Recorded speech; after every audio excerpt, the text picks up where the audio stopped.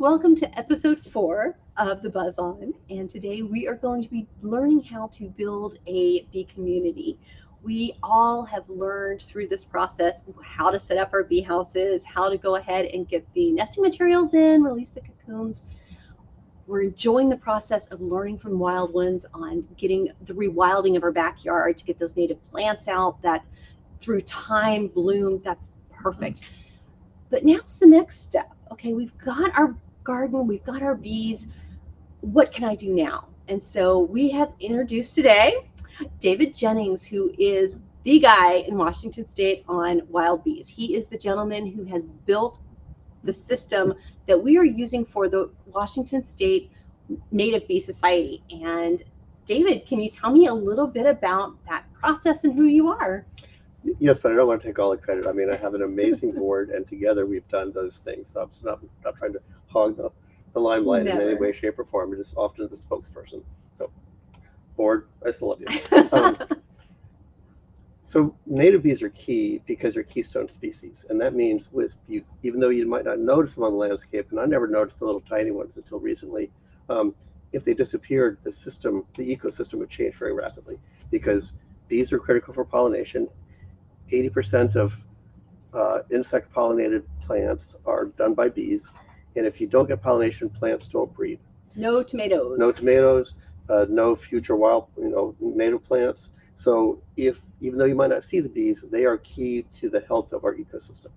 So to me, that resonates really well. I want to be effective, and working with bees at a level that I'm working at and that you guys are working at is making a difference on the landscape. So the Native Bee Society is an amazing opportunity that we've pulled together in the past couple of years, 4 years, and we've done such great things with it that we really want to reach out to you and say, this should be happening in your state too, and we are here to help you make that happen. One of the things that pulled me into this is some curiosity. I was looking at all these pictures of bees and I was wondering how on earth do they go through and figure out what bee is what. And so I started into the Bee Atlas. And I have to tell you, it is a rabbit hole of delight. If you have the chance to just look at that, it is amazing. And I wanted to hear a little bit more about the Bee Atlas. Can Sure. you kind of fill me in? So the first Bee Atlas was invented by Oregon State University, who came up with the concept and implemented Okay. it. Lincoln Best and Andoni are two amazing people that have this vision, and that vision's caught on. Washington is the next Native Bee Society, or no, I'm sorry, next Bee Atlas. Okay. We also have one in Idaho. There's one going on in British Columbia, one in New Mexico, one in Oklahoma, and there's probably others that are just getting started. So a Bee Atlas in your state is one either you should strive to get one started or participate in it to the extent that you want And to. that's where you have iNaturalist. So everyone can do this. When you're outside and you're taking pictures, upload them to iNaturalist, and that will give you an idea of what bee this is. You're also getting that interaction with the flower. And so that part is really critical because you need to know how can we support our pollinators. And if they go to certain flowers at certain times of year with that bloom time, then that's going to help keep that part of your garden active and inviting for those bees. Right. I mean, an important part about native bees that I only learned recently Mhm. is that the average native bee only lives for a year or more or so.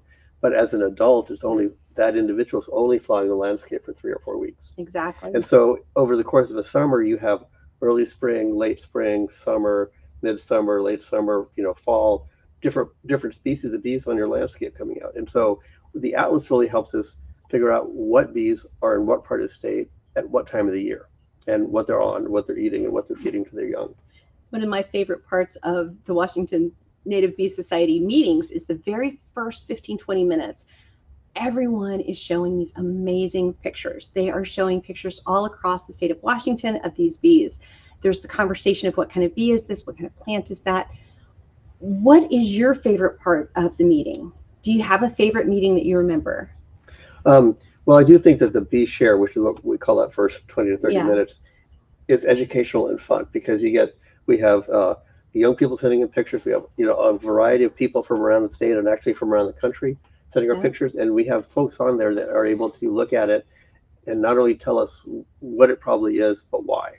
So it's really an opportunity. And then you get to have your picture seen by other people. So that's kind of fun. From a speaker perspective, we then go into we invite speakers. Mhm. They're top quality speakers. We're going to have Dr. Jim Kane in a month Oh, or wow. two, quality people.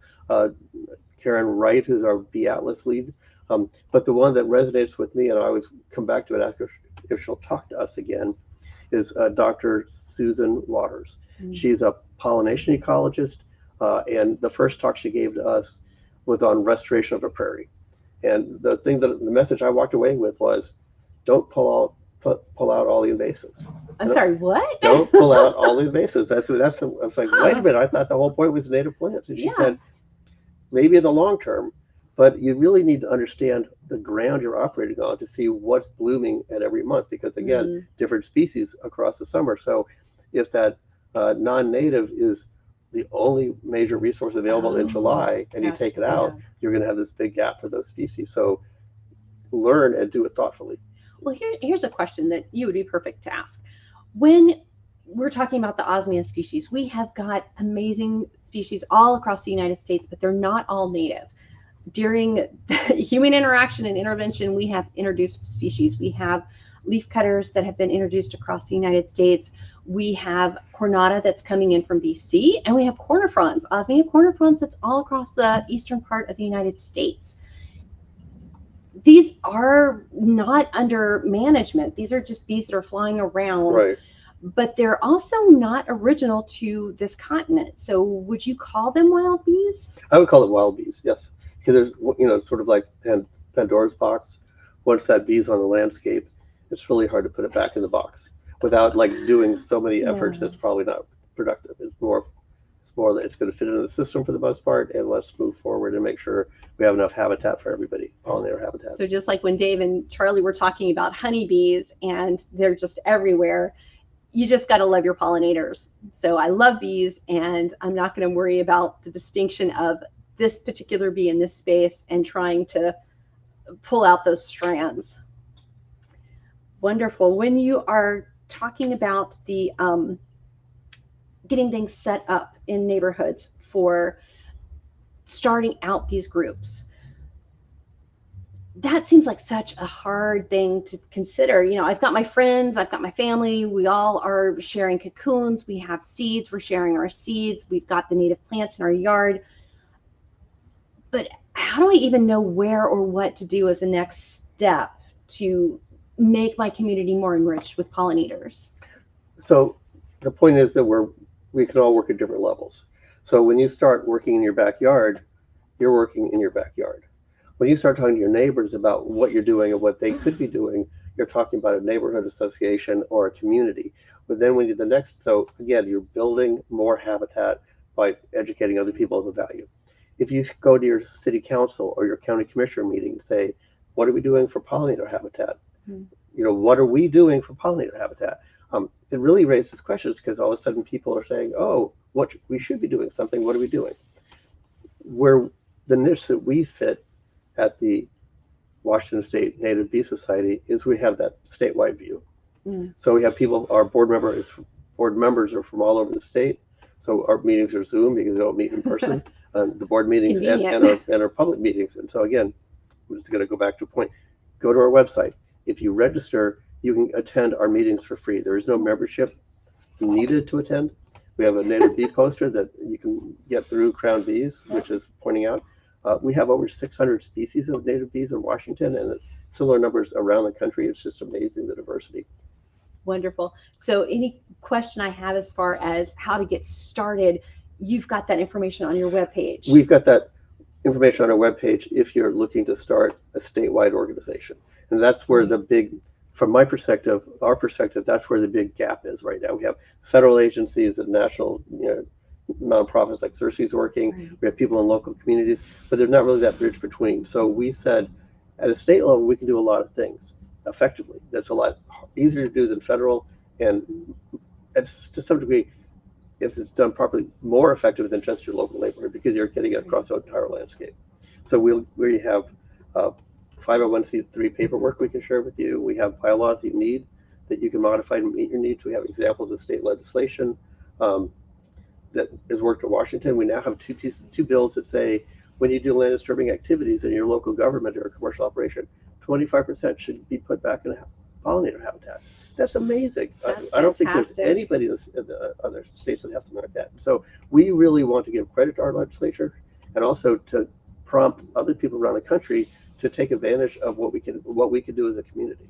So everyone can start small. Reach out to us and we can get you those links. Start with your friends and neighbors. Go ahead and be those worker bees, but find the person that can be the coordinator as well. And everyone can work together with the nonprofits. We can work together with businesses and our state level communities to build a pollinator habitat that's an oasis. A person or a community, because again, it's not just me. I have an amazing board. We work together to get all this stuff done. So I'm not trying to like. Everybody does their own little. We all have our niche, and we'll build a bigger pie. And many big pies. I like Lots that of flavors. plan. Yeah. So if you have any questions, please reach out to us at Crown Bees at info@crownbees.com. We'll have links below, and we'll have links to the Washington State Native Bee Society as well. And again, I'm just jump in at the end. Go to our website, register for free, tune into our monthly meetings, which are the fourth Thursday, 7 o'clock Pacific Standard Time. It's free. If you have pictures of bees you want to get identified, send them to us. Otherwise, I mean, we just want Eye Candy Palooza. Eye Candy Palooza. 600 plus species of native bees. We have amazing diversity. Thank you so much. Thank you.